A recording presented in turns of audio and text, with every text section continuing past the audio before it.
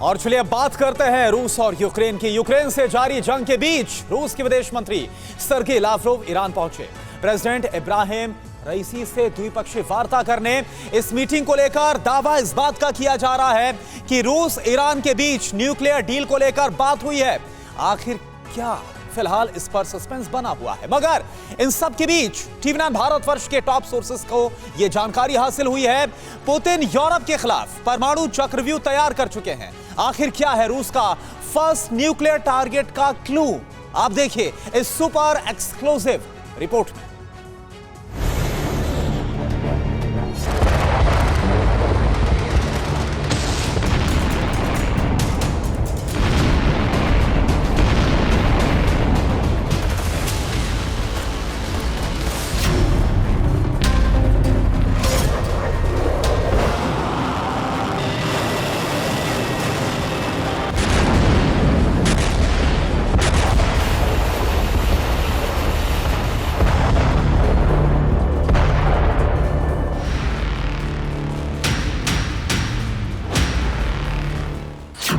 क्या यूरोप पर पहला न्यूक्लियर अटैक होने वाला है? क्या यूरोपीय देश विनाशक तबाही से दहलने वाले हैं? क्या पुतिन के एटमी ताप से यूक्रेन के तमाम हितैषियों का वजूद साफ होने वाला है? क्या पुतिन के परमाणु चक्रव्यूह को तोड़ पाने में अमेरिका नाकाम हो जाएगा?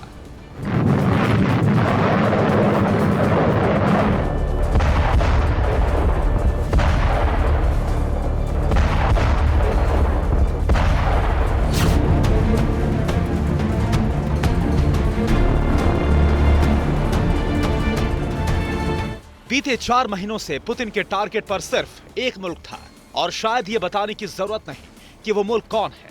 लेकिन अब एंग्री पुतिन का फोकस यूक्रेन पर नहीं, बल्कि यूरोपीय देश और नेटो के उन मेंबर्स पर है जो खुलेआम रूस की खिलाफत कर रहे हैं, यूक्रेन की सैन्य मदद कर रहे हैं। जी हां, टीवी9 भारतवर्ष के टॉप सोर्सेस को यह इनपुट मिला है कि रूस अपनी सरहदों पर परमाणु मिसाइलों को तैनात करेगा। इतना ही नहीं, रूस जिन देशों के साथ बॉर्डर शेयर करता है उन तमाम मुल्कों में रूस एटमी वेपन्स तैनात कर सकता है। पुतिन ने साटर्न और स्कैंडर मिसाइलों की खेप रवाना की।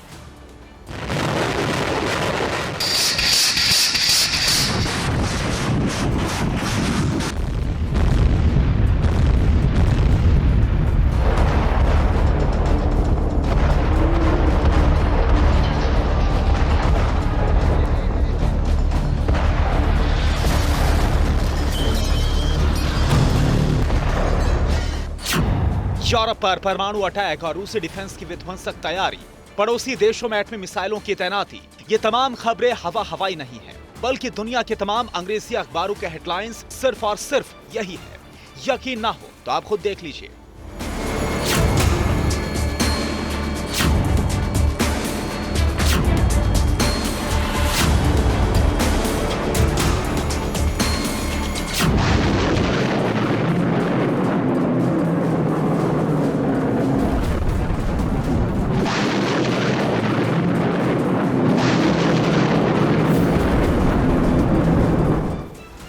मतलब साफ है कि पुतिन अब किसी को माफ नहीं करने वाले। आशंका तो इस बात की जताई जा रही है कि अगर नेटो और यूरोपीय देशों की तरफ से यूक्रेन को सैन्य मदद जारी रही तो रूस बिना किसी हिचक के एटमी मिसाइलों से हमला कर सकता है।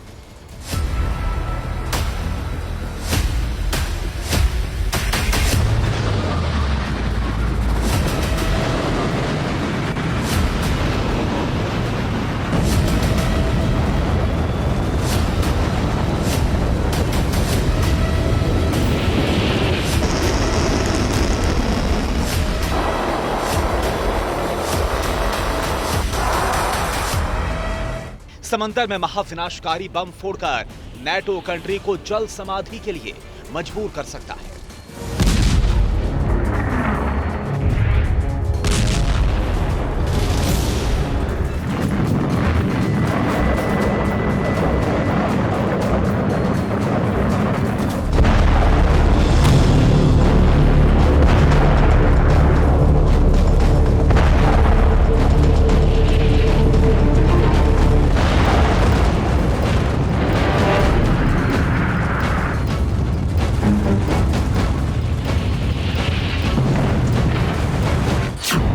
दरअसल रूस के खफा होने की वजह यूक्रेन को हथियार देना ही नहीं, बल्कि यूक्रेन क्राइसिस के बीच कुछ ऐसे गुटबंदी भी हुई है जिससे पुतिन भड़के हुए हैं। वो ये कि पुतिन के भड़कने की वजह नंबर 1 यूक्रेन और मोल्डोवा का यूरोपीय यूनियन में शामिल होना। पुतिन के भड़कने की वजह नंबर 2 फिनलैंड और स्वीडन की नाटो में शामिल होने की तैयारी। पुतिन के भड़कने की वजह नंबर 3 युद्ध के चलते बाल्टिक देशों का रूस के खिलाफ खड़ा होना। पुतिन के भड़कने की वजह नंबर 4 यूक्रेन क्राइसिस में नॉर्डिक देशों का ज़ेलेंस्की के साथ खड़ा होना। पुतिन के भड़कने की वजह नंबर 5 ब्रिटेन अमेरिका की तरफ से यूक्रेन को मिसाइलों की खेप भेजना।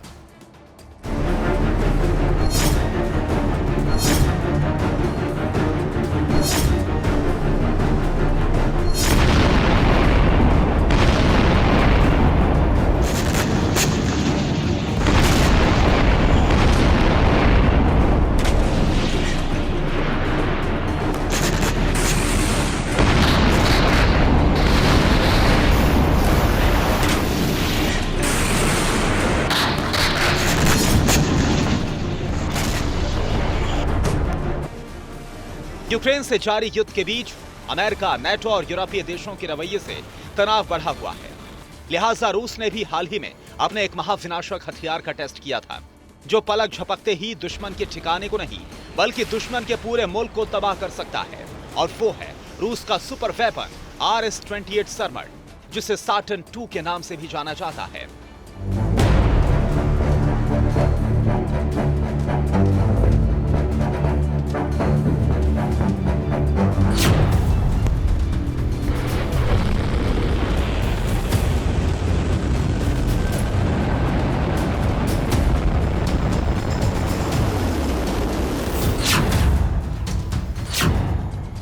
आपको बता दें कि साटर्न 2 दुनिया की सबसे लंबी दूरी तक मार करने वाली बैलिस्टिक मिसाइल ही नहीं, बल्कि रूस का यह ब्रह्मास्त्र किसी भी मुल्क पर न्यूक्लियर अटैक कर सकता है। और यह दावा रूस की स्पेस एजेंसी रॉसकॉस्मोस के प्रमुख दिमित्री रोगोजिन ने किया, जो प्रेसिडेंट पुतिन के सबसे करीबी शख्स हैं। इतना ही नहीं, दिमित्री रोगोजिन साल 2011 से 2018 तक रूस के डिप्टी प्राइम मिनिस्टर भी रह चुके हैं। आखिर दिमित्री रोगोजिन ने साटर्न 2 मिसाइल को लेकर क्या कहा, आप भी सुनिए।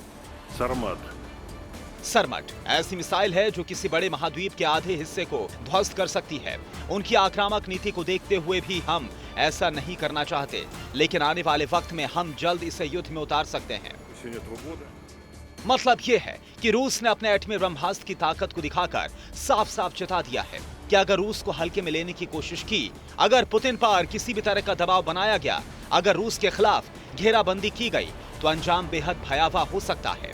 और वो इसलिए भी क्योंकि रूसी मिसाइल RS-28 सरमट के नाम से पूरी दुनिया कांपती है। नाटो तो इस मिसाइल को दैत्याकार शैतान कहता है, क्योंकि साटर्न 2 super heavy intercontinental ballistic missile है। RS-28 ICBM करीब 208 मीट्रिक टन वजनी है। इसकी लंबाई 35 मीटर और चौड़ाई 3 मीटर तक है। 15 न्यूक्लियर वॉरहेड को एक साथ दाग सकती है। इस ICBM की मारक क्षमता करीब 18,000 किलोमीटर है। ये 25,560 किलोमीटर प्रति घंटे की रफ्तार से अटैक करती है।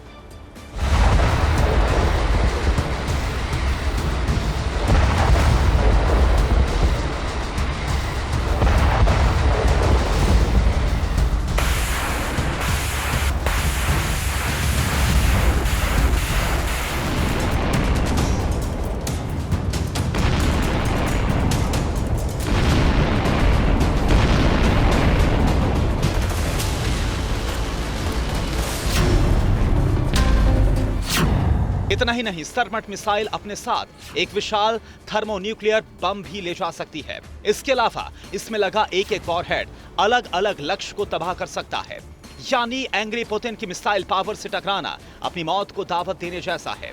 जमीन से लेकर आसमान तक, समंदर से लेकर ब्रह्मांड तक, धरती का ऐसा कोई कोना नहीं बचा जहां पुतिन साटर्न 2 नाम के परमाणु अग्निबाण को नहीं दाग सकते। आप ये जानकर हैरान रह जाएंगे कि इसके एक वार से पूरा फ्रांस राख में तब्दील हो सकता है। यूक्रेन और यूरोप के बाकी मुल्कों की तो इसके सामने कोई बिसात ही नहीं है। और हाँ, सबसे अहम यह भी कि इस मिसाइल के जरिए रूस अपने सबसे बड़े दुश्मन अमेरिका के किसी भी शहर, किसी भी स्टेट, किसी भी मिलिट्री बेस या फिर एयरबेस को निशाना बना सकता है।